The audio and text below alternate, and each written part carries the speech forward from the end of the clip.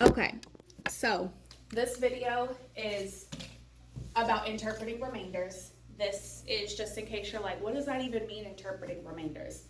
It's basically when they have a word problem that asks them to divide. If there's a remainder, it might ask them to do different things. It just depends on how the question is worded. So it might say, how many completed sets, or how many will fit in each bag equally, whatever. If it's just asking for a complete set or an equal amount or even amount, we lose the remainder. We actually, even though there is a remainder when you do division, the answer choice or the answer that they put will be just the quotient minus the remainder, okay? I don't even want to say minus, just the quotient, erase the remainder, okay? Now, if it says how many will be left over, how many remain, whatever, we use the remainder and only the remainder. Okay, so if it says, there are 21 pieces of candy and there are 4 bags, if they put an even amount of candy in each bag, how many pieces of candy will be left over? Well, 21 divided by 4 is 5 with a remainder of 1.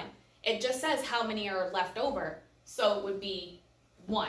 We use the remainder and only the remainder. And that's where they have to know, what is the question asking? Okay, then we have the add 1. That's add 1 to the quotient. So in this case, I always use like the camping tent example. If 35 students go camping and they have tents that can hold 8 students each, how many tents do you need so all the students can sleep in a tent? Well, 35 divided by 8 is 4, remainder 3. Can those 3 students just sleep outside a tent? No. So we add 1 to the quotient. So instead of 4, remainder 3, the answer is 5. We need 5 tents. So let me show you an example. Coach Herndon is buying Gatorade for her students. It is sold in packages of 12. If she has 38 students, how many packages of Gatorade should she buy? Okay, so she has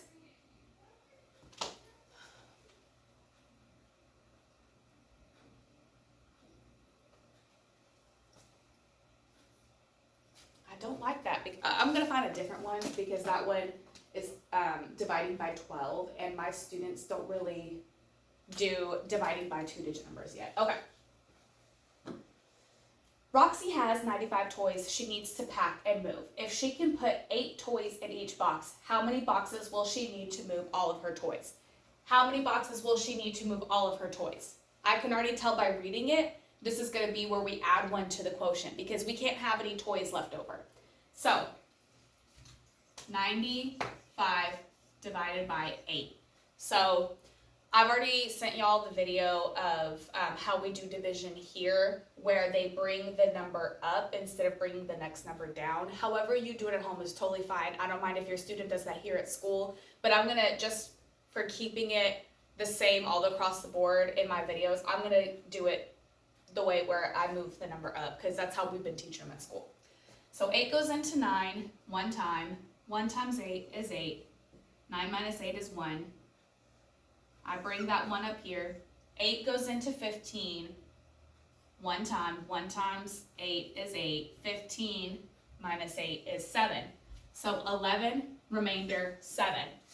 So Roxy, it cannot just have 7 toys left behind. It says, how many toys will she need to move all of her toys? So this is the type of scenario where instead of saying 11 remainder 7, we would say 12 boxes. We add 1, okay? So let me rephrase the question so we can show lose it. How many?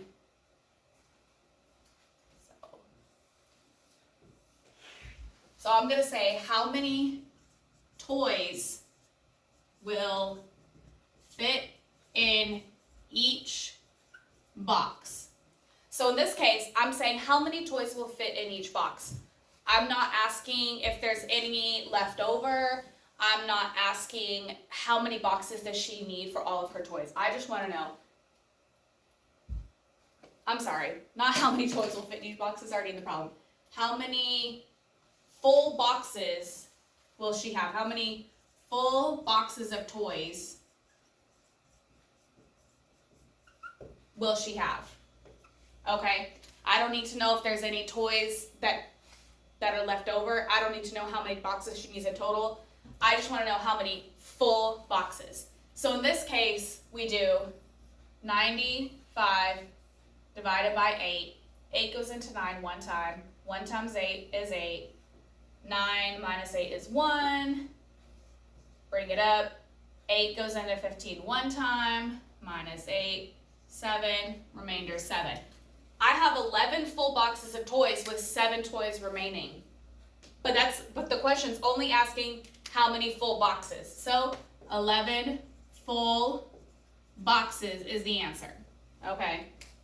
So I'm going to do this one more way and show you how to do the lose it. So that one's the lose it. Now we're going to do use it. We're going to use the remainder. Use it. So how many toys will be left out of boxes?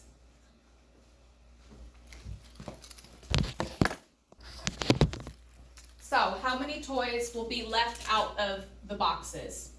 All right, so again, they do 95 divided by 8. 8 goes into 9 one time. 1 times 8 is 8. 9 minus 8 is 1. Bring the 1 up. 8 goes into 15 one time. 15 minus 8 is 7. Remainder 7. So in this case, I don't need to know the quotient.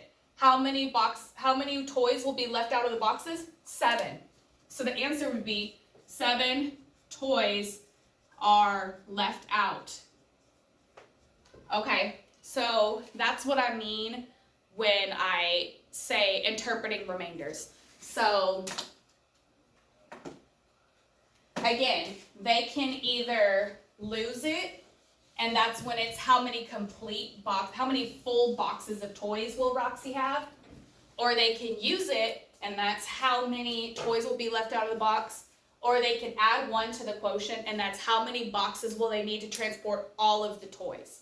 All right, so hopefully that helps.